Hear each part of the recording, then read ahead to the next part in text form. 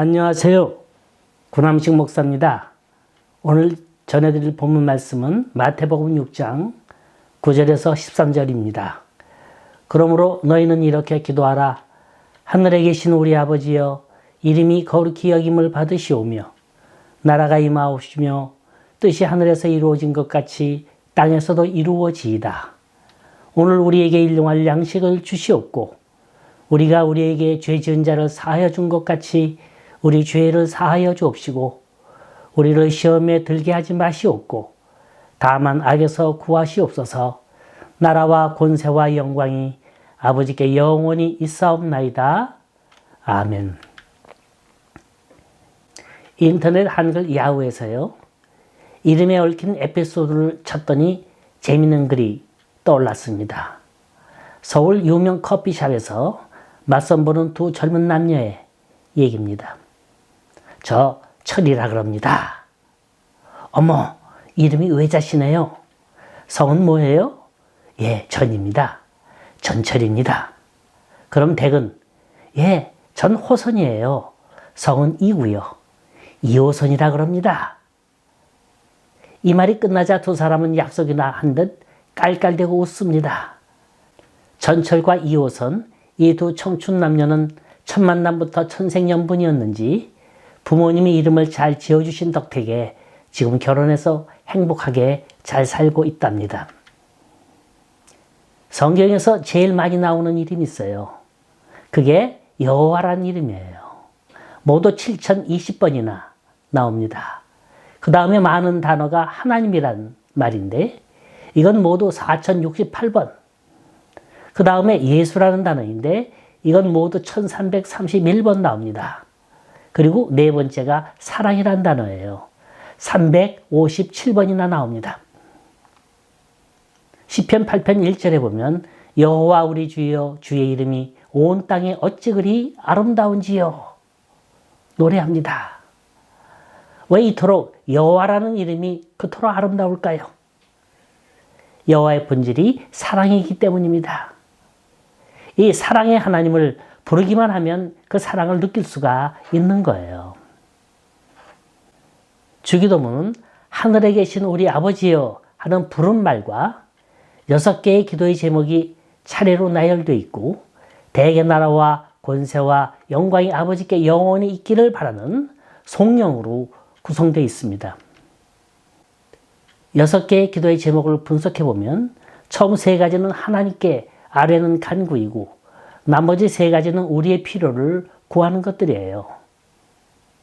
자, 하나님 아버지하고 부르면 그 다음 단계는 기도는 어떤 거냐? 이름이 거룩히 여김을 받으시오며예요. 여긴 아버지란 말이 생략되어 있습니다.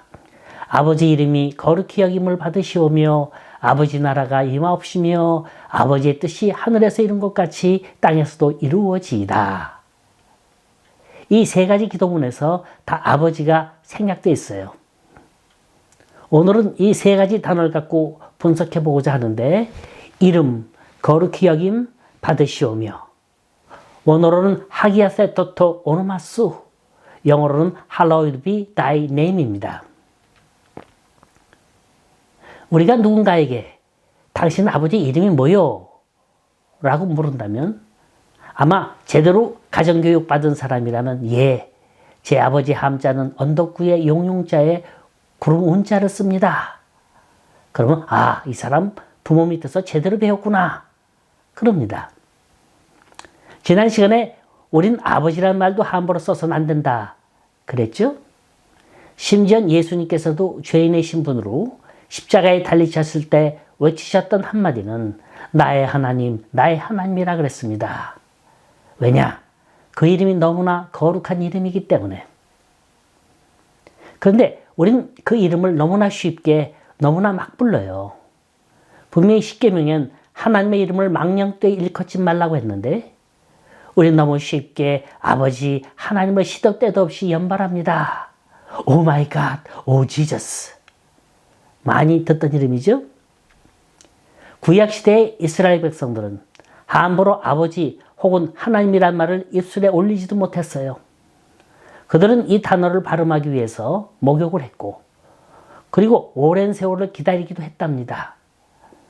단지 제사장만이 한 번씩 거룩한 옷을 입고 양의 피를 칠하고 지성소에 들어가 야훼 하나님을 불렀습니다. 또 일반적으로 이스라엘 백성들은 성경을 읽다가 아버지 이름이 담긴 단어가 나오면 이 단어는 그대로 발음하지 않고 묵음으로 그냥 지나갔다고 합니다.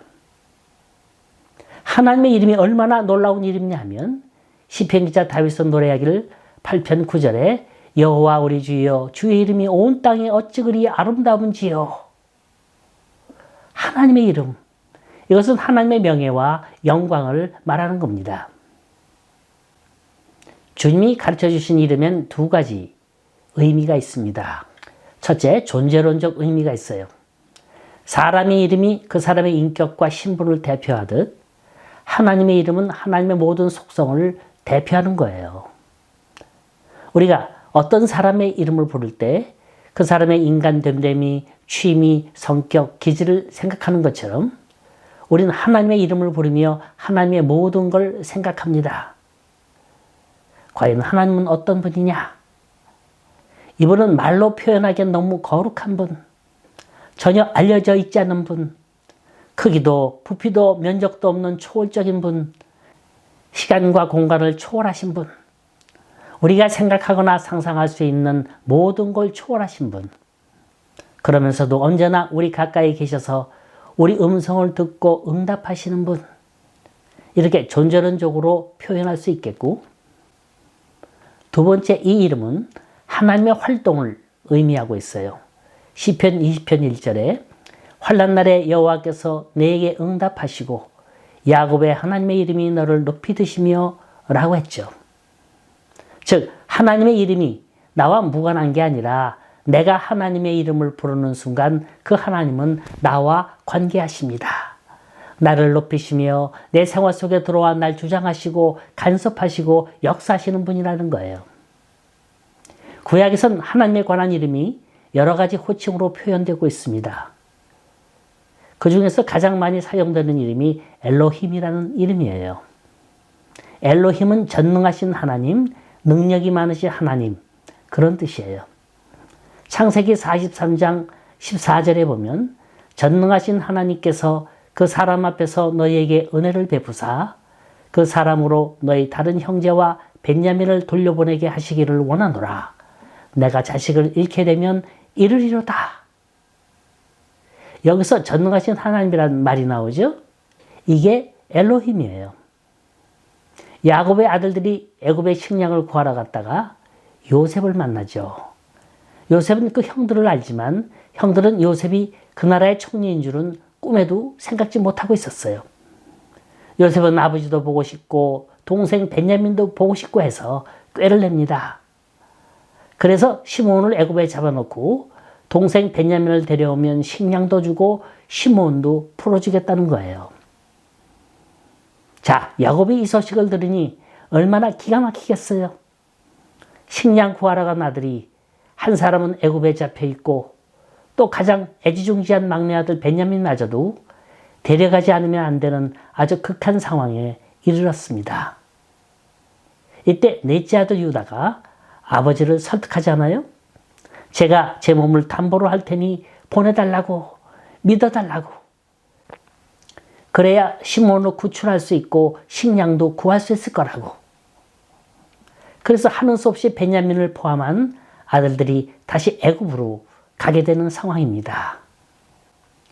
이때 하나님을 향하여 외치는 이름이 전능하신 하나님 엘로힘입니다.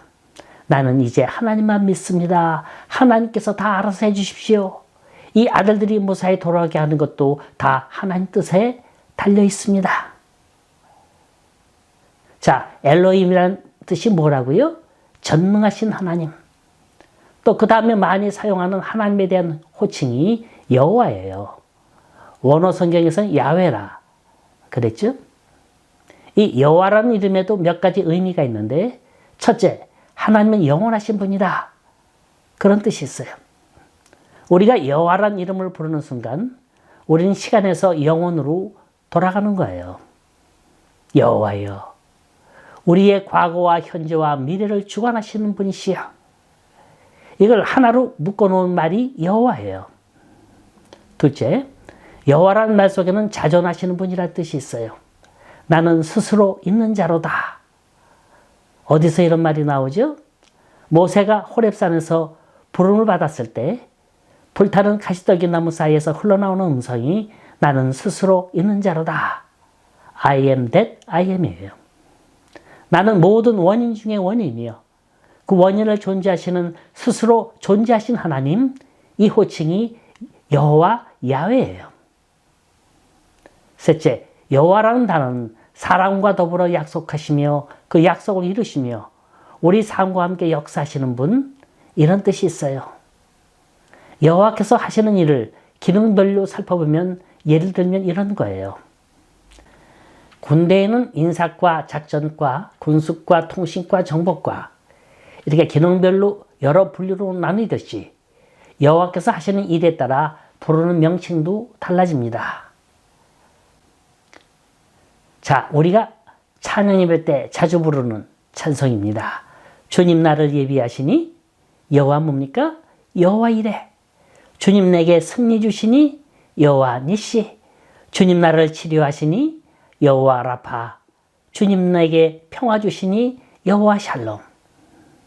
이 밖에도 상황과 현실 속에 계시는 여호와 하나님을 나타내는 여호와 삼마가 있고요. 길을 잃고 방황할 때 양떼를 인도하는 목자이신 하나님, 여호와 라하 등등 많은 이름들이 있습니다.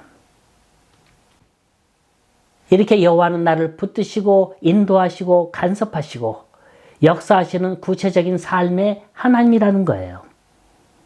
이 밖에 왕이나 제사장이나 서기관 같은 특수계층이 아니라 일반 사람이 부르는 하나님에 대한 명칭이 있는데 이게 아도나이예요.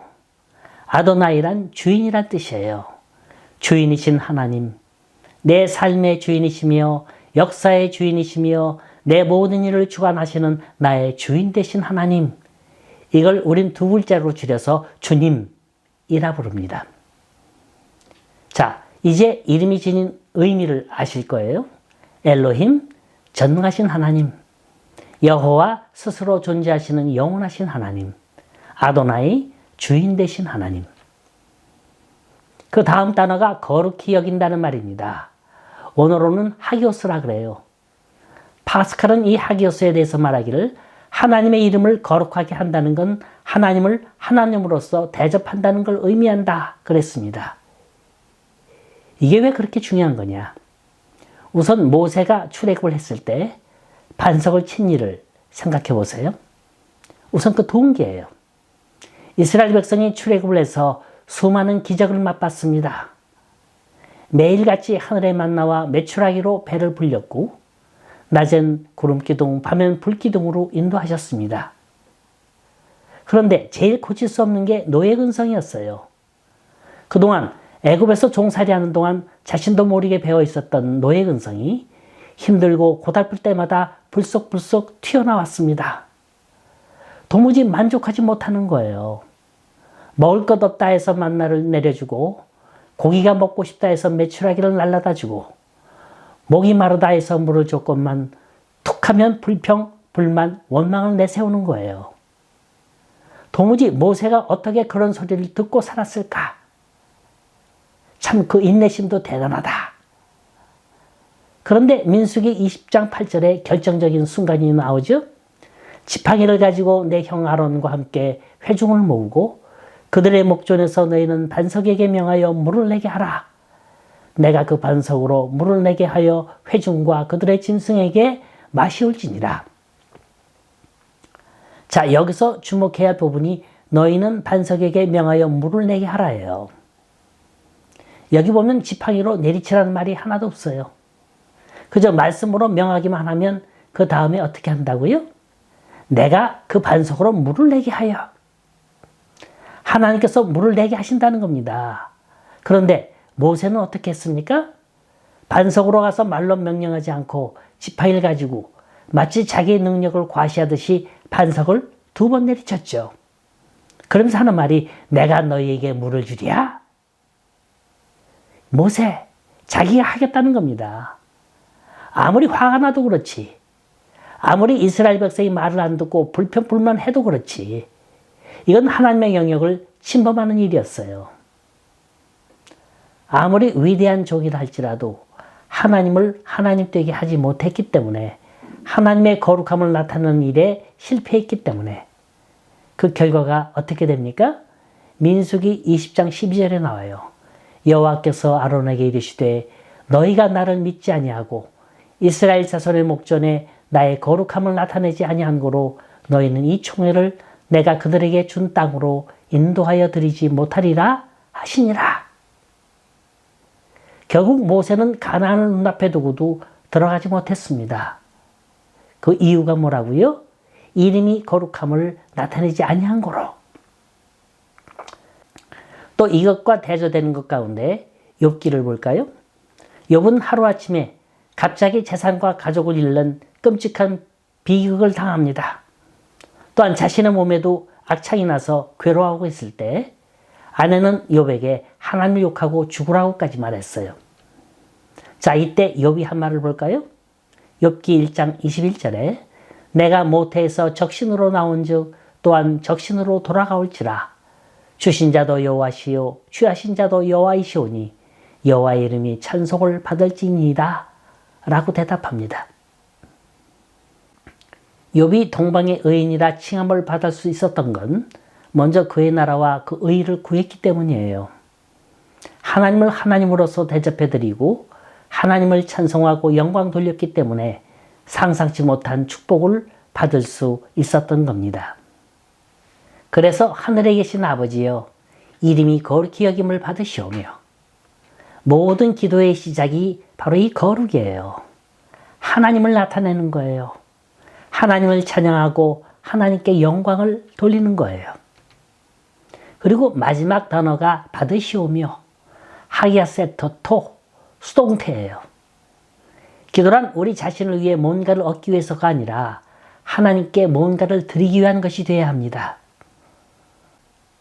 어떤 분은 대중기도 하실 때 하늘 보좌 위에 계셔서 낮고 낮은 우리를 구워보시며 만세전부터 택하신 이날 우리를 불러 모아주신 하나님.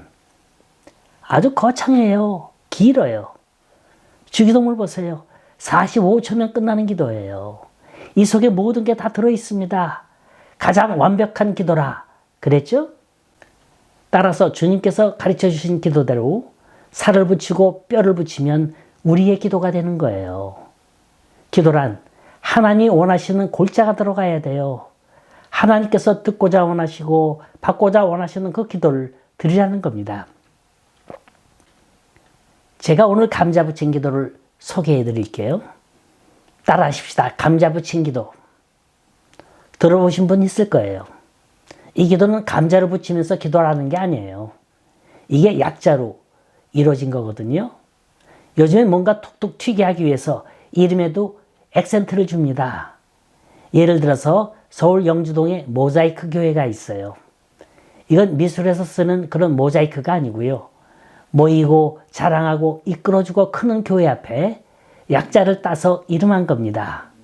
원래는 영주동 교회였는데 모자이크 교회로 바꾸고 나니까 교회 분위기가 다르더랍니다. 마찬가지로 감자 붙인 기도, 감자를 붙이면서 기도하는 게 아니고요. 우리들 머리에 빨리 들어오고 또 영원히 잊지 말라고 붙인 이름인데 오늘은 감자 붙인 기도 요거 하나 확실히 건지시기 바랍니다. 자, 감사예요. 우리 인간이 하나님께 영광 돌릴 수 있는 최대의 소리가 뭡니까? 가장 구체적인 행위가 뭐예요? 그건 감사예요. 하나님 아버지 감사합니다. 여호와께 감사하라. 그는 선하시고 인자하심이 영원함이니라. 이게 하나님의 거룩함을 나타내는 제일 첫 번째 요소예요. 두 번째는 자백하는 거예요. 죄의 용서를 구하는 거예요. 자, 감사하라. 자백하라. 자. 그럼 부는 뭐예요? 부르짖는 거예요. 부탁하는 거예요. 우리의 소원을 아뢰는 겁니다. 또 침은 뭐죠? 침묵을 지키는 거예요. 기다리는 거예요. 인내하는 겁니다. 우리가 기도했다면 마땅히 응답을 기다려야 하는 거 아니에요? 하나님이 들어줘도 그만, 안 들어줘도 그만 그런 기도를 드리고 있습니까? 적어도 우리가 믿음으로 드리는 기도라면 그 기도가 어떤 모습으로 응답하실는지 기다리는 거예요. 어떻게? 침묵으로 불평불만 하지 않고 인내하면서 주님이 허락하시는 그날까지 기다리는 거예요. 우리가 주의 이름으로 간구했다면 반드시 어떤 모습으로든지 응답해 주실 줄 믿습니다. 기도의 응답은 예스도 응답이요, 노도 응답이요, wait, 기다리라는 것도 응답이에요. 제일 중요한 건 하나님을 하나님 되게 하는 것, 이름이 거룩히 여김을 받으시는 것, 이것이 선행되어야 합니다. 오직 그분에게만 영광, 세상도 없고 나도 없고 오직 구속한 주만 보이는 그런 간절함의 기도, 이런 기도가 거룩히 여김을 받으시는 기도인 겁니다. 천지창조라는 유명한 성가곡이 있죠. 이 곡은 성경의 창세기와 존 밀턴의 신라곤의 근거에서 지은 거라 그럽니다.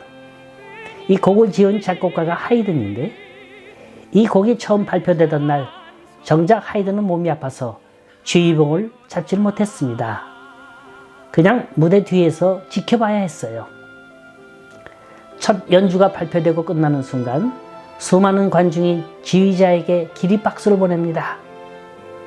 이때 지휘자는 잠깐만, 전 이 박수를 받을 자격이 없는 사람입니다. 정작 박수를 받으실 분은 이 곡을 작곡하신 분인데 지금 이 자리에 앉아 계십니다. 이제 하이든 선생님을 소개합니다. 그러니까 사람들이 일제히 고개를 돌려 하이든에게 박수를 보냅니다. 하이든은 일어서자마자 두 손으로 막습니다. 박수를 치지 말라고. 이어서 장면은 곧 조용해져요. 그리고 오른손으로 위를 가리키면서 아니요, 난 아무것도 아닙니다. 그분이 모든 것입니다. 이 모든 건 하나님께로부터 온 겁니다. 하나님께서 나에게 지혜를 주셨습니다. 오직 그분께 영광을 돌리십시오. 오직 하나님께 영광을 솔라데오 글로리아. 우리는 기도할 때마다 마음속에 다짐할 게 하나가 있어요. 헌신을 향한 결단입니다. 여기 거룩이란 말은 구별이란 뜻이에요. 절대로 하나님 앞에 나설 땐 나란 모습은 감춰져야 합니다. 육신의 모습, 권세, 명예, 지위, 아름다움, 이 모든 건 다 하나님 앞에선 먼지 같은 것들이에요. 다 하찮은 것들이에요. 이곳은 거룩한 곳이니 내 신을 벗어라 말씀하신 것처럼 우리는 낮아져야 돼요. 엎드려야 돼요. 빈손 들고 나가야 합니다. 그래서 내 기도하는 장소가 그곳이 어디가 되든 그곳이 하나님을 대하는 거룩한 장소가 되기를 간절히 소원합니다.